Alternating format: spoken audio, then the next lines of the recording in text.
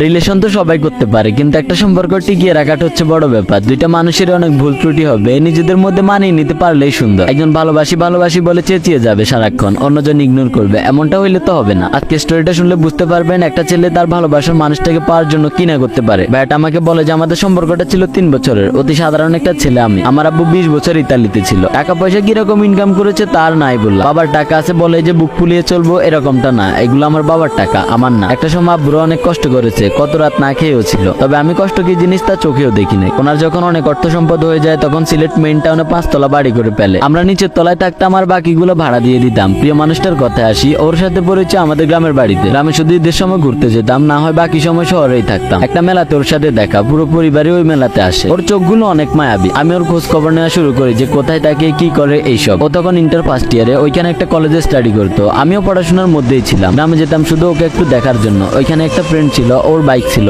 আমারও বাইক ছিল, দুজনে শুধু ঘুরঘুর করতাম। প্রিয় মানুষটার কলেজ ছুটির অপেক্ষায় থাকতাম। আমাকে অনেক ইগনোর করতো সে। শহরে কি মেয়ের অভাব আছে নাকি? তাও কেন জানি ওকে ভালো লাগতো। এটাই হয়তো ভালোবাসা। আর কত সহ্য করবো। একদিন ওকে দাঁড়ো করিয়ে বলি যে তুমি কি জানো 48 কিলোমিটার পথ পাড়ি দিয়ে তোমার সাথে দেখা করতে আসি, সত্যি অনেক ভালোবাসি তোমাকে। ও বলে যে ভালোবাসি তো সবাই বলতে পারে, কয়দিন আমাকে আগলে রাখবা শুনি। আমি বলি যে সারাটা জীবন বড় ওর নাম্বার নিই এবং আমরা রিলেশনে আসি। প্রিয় মানুষটার ফ্যামিলি মধ্যবিত্ত ছিল, এতে আমার কোনো সমস্যা নেই, তবে আমি জানতাম আমার পরিবার মানবে না। ও অনেক কেয়ার করতো আমার। একটা মেয়ে হিসেবে যতটুকু ভালোবাসার দরকার তার চেয়ে বেশি ভালোবাসতো আমায় সে। যে কাজগুলো পছন্দ করতো না ওইগুলো আমি বেশি করে করতাম, ওকে রাগিয়ে তুলতাম, আবার ওই রাগটা আমিই ভাঙাতাম। যে টাকাগুলো ওকে কলেজে যাওয়ার জন্য দিত ওইগুলো থেকে কিছু টাকা বাঁচিয়ে রাখতো আমার জন্য সে। আমি দেখা করতে আসলে হয়তো এদিক ওদিক ওকে বাইকে করে নিয়ে যেতাম, আর ঘোরাঘুরি শেষ হলে আমায় বলতো যে যাওয়ার সময় বাইকে তেল নিয়ে নিও। জোর করে পকেটে ঢুকিয়ে দিত আর বলতো যে বিয়ের পরে যেন সব কটা দিয়ে দিই হিসাব করে। আমরা 2 ভাই ছিলাম, বড় ভাইকে আব্বু দেশের বাইরে সেটেল করে দেয় আর আমাকে দেশের ব্যবসা বাণিজ্য দেখাশোনা করার জন্য রাখতো। 2019 সালের মার্চ মাসের 25 তারিখ আমার লাইফের সবচাইতে খারাপ একটা দিন। প্রিয় মানুষটার কল আসে, আমাকে ফুপি ফুপি বলে যে জান আমাকে হঠাৎ করে দেখতে আসছে, ওদের নাকি আমাকে অনেক ভালো লাগছে, কিছু একটা করো প্লিজ। আমি বললাম কেন, তুমি আমার কথা ফ্যামিলিতে বলতে পারবা না? ও বলে যে ওর ফ্যামিলির মানুষ এসব রিলেশন পছন্দ করে না, আর যদি জানতে পারে তাহলে খুব তাড়াতাড়ি অন্য কারোর কাছে ওর বিয়ে দিয়ে দিবে। আমি তখন বলি যে আচ্ছা তুমি চিন্তা করো না, আমি কিছু একটা করতেছি। আমি আমার আব্বু আম্মুর কাছে ব্যাপারটা শেয়ার করি। আম্মু রাজি ছিল, বাট আব্বু বলে যে উনি রাজি নেই সম্পর্কে, আর আমি যদি আমার প্রিয় মানুষটাকে চয়েস করি তাহলে ফ্যামিলি ছাড়তে হবে এন্ড ওনাকে ওনার সবকিছু বুঝিয়ে দিয়ে ফ্যামিলি থেকে লিভ নিতে হবে। পরে আমি অনেকটা ডিপ্রেশনে চলে যাই যে কেমনে কি করব।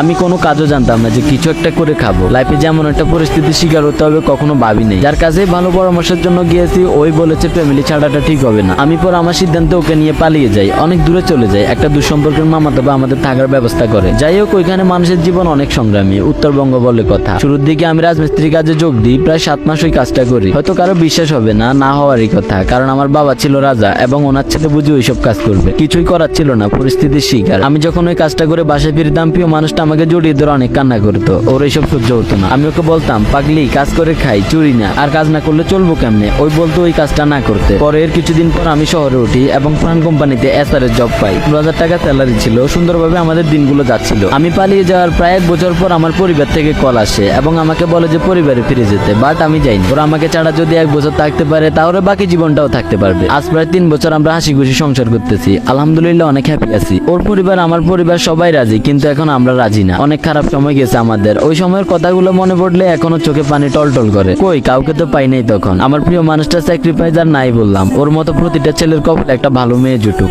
ব্যাটার স্টোরিটা আর অনেক বড় ছিল, আমি সংক্ষেপে শেষ করলাম। টাকা পয়সা মানসিক শান্তির কাছে হেরে যায়, তবে লাইফে 2টা জিনিসই ইম্পর্টেন্ট। খারাপ সময়টা সব সময় থাকে না, রিজিকের মালিক তো আমাদের স্রষ্টা। কিছু জিনিস ওনার উপর ছেড়ে দেওয়াই ভালো, যা হবে তখন ভালোর জন্যই হবে। কোনো ছেলে বাস্তব জীবনে দুর্বল না। প্রিয় মানুষটা যদি একবার বলে যে তুমি ক্যারিয়ারে ফোকাস করো, আমি আছি, যাবো না কোনোদিন তোমায় ছেড়ে, তখন যে কোনো কঠিন কাজকে পানির মতো গ্রহণ করা যায়। সারাদিন কাজ করে আসার পর প্রিয় মানুষটার মুখ দেখাটা অনেক ভাগ্যের ব্যাপার। পৃথিবীর কোনো কাজই ছোট না। আপনি কাজ করতেছেন মানে আপনি একজন সম্মানী ব্যক্তি। বাই দ্য ওয়ে অনেক কিছু বলা হয়ে গেছে। অনম্যান লাইফ পেজ এবং ইউটিউব চ্যানেলটা ফলো করবেন ভিডিওটা ভালো লাগলে। ভালো থাকবেন সবাই, আল্লাহ হাফেজ গাইস।